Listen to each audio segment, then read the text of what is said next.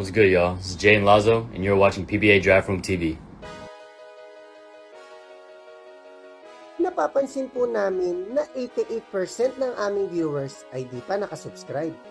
Kaya kung nagustuhan niyo naman po yung video, bilang tulong lang sa aming channel, ay hinihiling lang po namin na pakipindot ang like, subscribe button at notification bell. Maraming salamat mga ka-Draft Room! Welcome back po mga ka-Draft Room. Katatapos lang ng PBA Draft. Pero ngayon pa lang ay irarank na po namin ang mga possible point guard prospects ng 2026 draft. Nagsama na kami ng mga overseas players na expiring na ang contract na pwedeng manggulat gaya nga ng ginawa nila Juan GDL at Panopio. Ito na nga po at sisimulan na natin.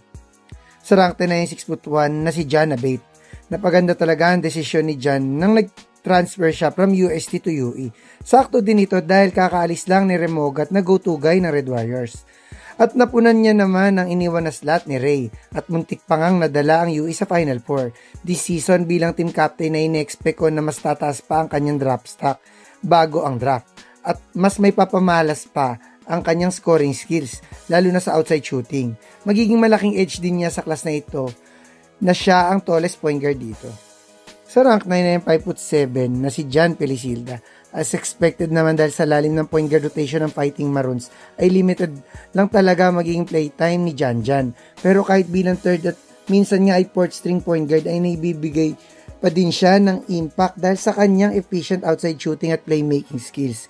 Kaya't minsan ay binibigyan pa din siya ng decent playing time ni Coach Goldwyn. Off the bench ay naging malaking impact siya kung bakit nila nakuha ang kampyonato sa last UAAP season.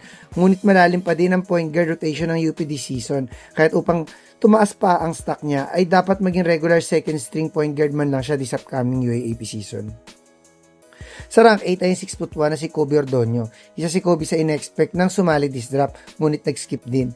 Kaya't kung sasali na siya next year ay talagang magiging sobrang lalim ng talent sa point guard sa class na ito. Pero mas mapapataas pa niya ang kanyang stock kung maglalaro man lang siya sa MPBL upang mas ma-showcase niya ang kanyang high-level playmaking skills. Sa rank 7 ay 5'8" na si Paeng Are. Isa din si Paeng sa nagkaroon ng breakout season sa NCAA, kahit inakala din ng karamihan na sasali na siya sa last draft. Pero kung malalagpasan niya this NCAA season, ang kanya nagawa last year ay pwedeng tumas palalo ang kanyang value at pwedeng maging surefire second rounder na sa next draft.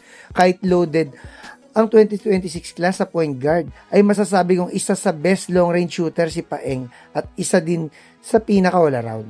Sa rank 6 ay 6 foot na si Jaden Lazo. Isa si Jaden sa tatlong one-and-done ng Ateneo na in-expect na maibalik sila sa Final Four. Most likely ay si Jaden na maging best playmaker sa Ateneo this season dahil halos lahat ng guards nila currently ay mga score first. Kung matutulungan ni Jaden maibalik ang Blue Eagles sa Final Four, ay magiging surefire second rounder na siya sa next draft. Pero kung may papasok niya ito sa finals ay talagang mag-i-skyrocket ang kanyang draft stock. Masasabi kong isa na si Jaden sa best playmaker sa class na ito. Sa rank 5 ay 5'11" na si Jerry Abadiano. Simula pumasok si Jerry sa lineup ng Fighting Maroons ay naging isa siya sa steady at reliable point guard ni Coach Goldwyn kahit sa lalim ng point guard rotation ito. Paminsan-minsan ay nagiging starter pa nga siya. Pero expect natin na mas lalong malaking role ang makukuha niya this UAAP season lalo pat kakukuha lang niya ng MVP sa PhilOil. Hindi na ako magugulat kung biglang tumaas ang kanyang stock after this season at maging first rounder na sa next draft. Sa rank 4 ay 5'11" na si Clint Escamis. Kung sumali na si Clint sa last draft, ay sure for first rounder na siya dahil sa pagiging NCAA season MVP, champion at finals MVP. Pero kung may dadagdag pa siyang achievements dyan this NCAA season, ay talaga magiging top 5 pick na siya sa next year kahit sa mas malalim na class. Isa din si Clint sa pinaka-clutch sa list na to. Isa mo pa na isa din siya sa pinaka-best two-way point guard sa batch na to. Sa rank 3 ay 5'9" na si Joel Kagulangan. Isa na sa pinaka-PBA ready si JD sa lista to. Kahit sumali siya sa last draft ay posibleng nakuha pa siya sa top 5. Lalo pa ngayon na nakakuha na siya ng experience sa KBL, for sure ay lalong naging veteran na ang laro ni JD. Kahit kung sumali na siya next draft, sa kanyang rookie season ay posibleng siya na ang maging most clutch guard sa list na to. Sa rank 2 ay 5'11" na si Portsky Padrigao. Since Ateneo days pa lang ni Portsky ay talagang pang top 5 pick na siya in any draft. Pero ngayon pa lang ay masasabi kong siya na ang best playmaker at may highest basketball IQ sa class na ito. Pero kung mapagkakampiyon pa niya ang UST this season, ay posibleng siya na din ang maging best point guard sa class na ito at maging possible top 3 pick sa malalim na 2026 draft.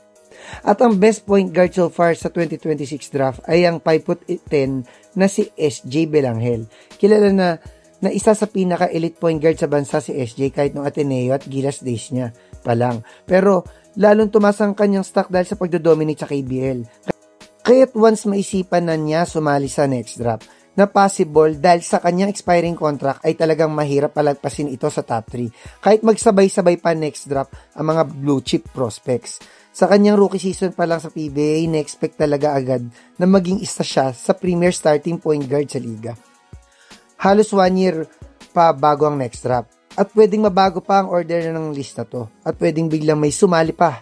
Pero ang mga nasa list na to ay may malaking chance na sumali next year na pwedeng maging isa sa pinakamalalim na point guard draft class sa history ng PBA. Hanggang sa susunod na lang mga ka-drop room.